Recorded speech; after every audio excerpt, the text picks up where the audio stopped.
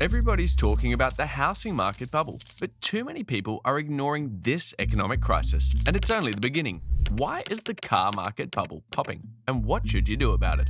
Used car values have, up until recently, outpaced housing, fine art, and even the stock market, but this couldn't go on forever. Used car prices have now seen their largest decline in a decade. Electric vehicles, in particular, are selling for 32% less than a year ago.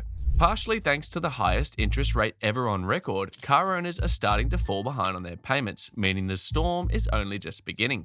Unfortunately for millennials and Gen Z car owners, car defaults are soaring, specifically in their demographic. What the heck is happening with the auto market? How did we get here? Why is this about to become one of the biggest economic issues of 2024?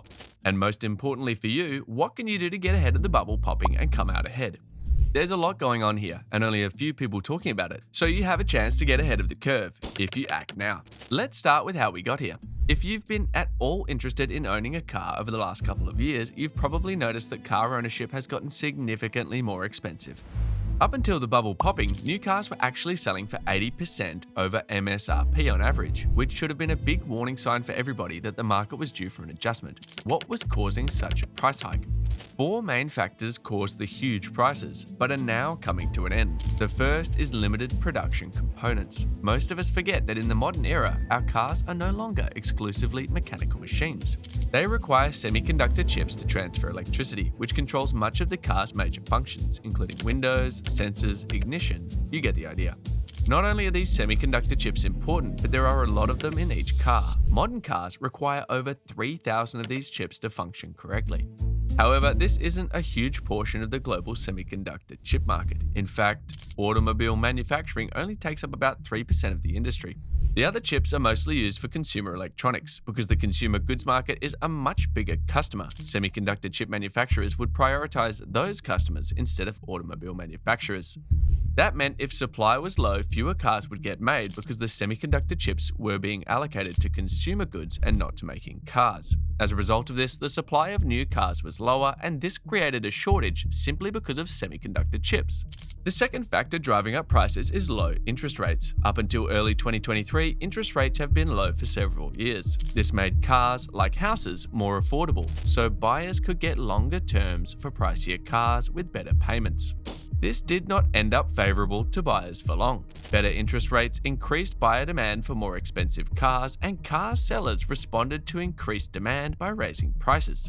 The increased demand led to record high car payments averaging $753 per month. Car loans are now the third largest debt, just behind mortgages and student loans.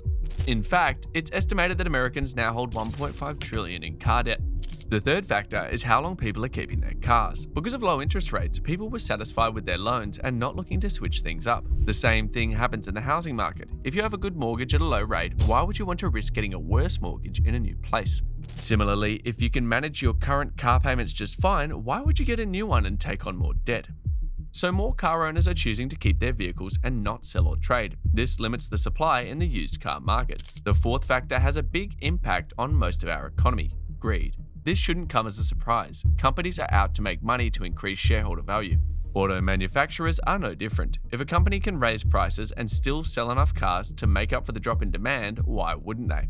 This becomes especially effective when they make fewer cars, artificially lowering supply so they can keep raising prices. For many people, cars are a basic necessity. Maybe not a new car, but some kind of personal transportation to get to and from work and to all of life's other needs. This means that demand will always stay fairly high.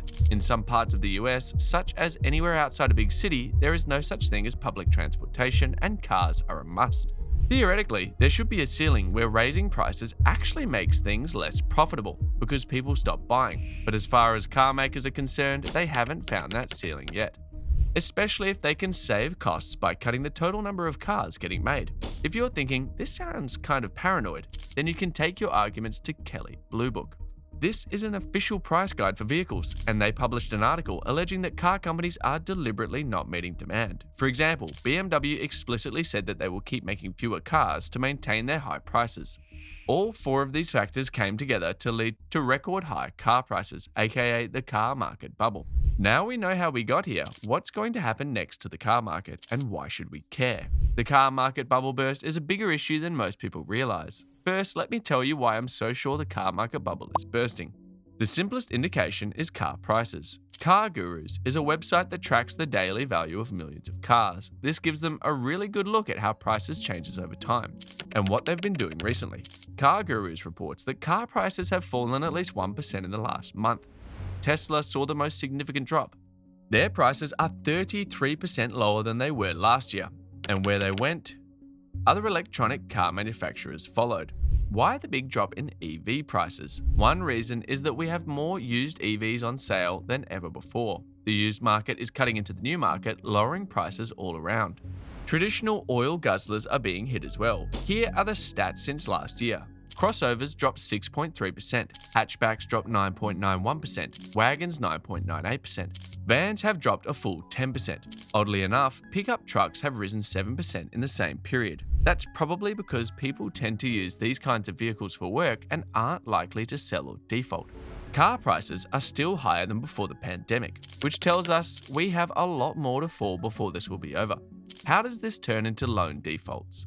For starters, many people are now holding loans that are for significantly more than worth of the car. If they bought their car a couple of years ago, a bank might have issued a $50,000 loan based on the car's price at the time. As we discussed before, the price was inflated from low availability and high demand. Now the car's price has dropped significantly, and if market indications are giving us any clue, it's going to keep dropping.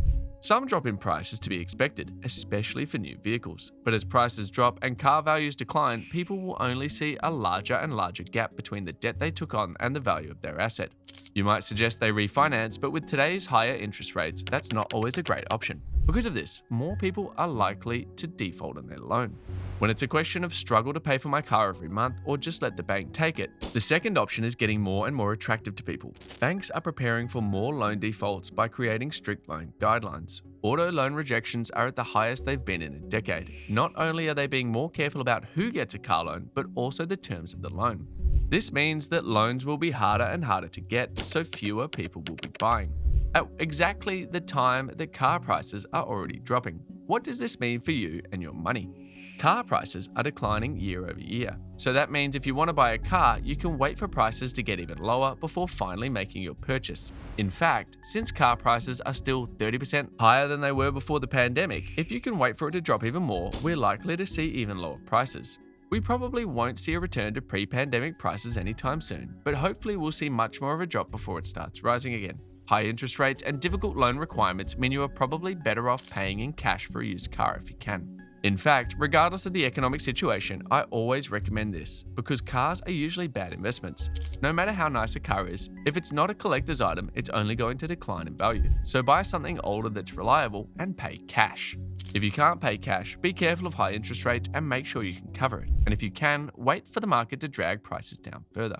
If you're making big purchases like cars or homes, make sure you shop around. Different lenders will have different rates. This might seem crazy if you're looking for a mortgage, but different lenders price their loans differently for a reason. Watch this video to find out why.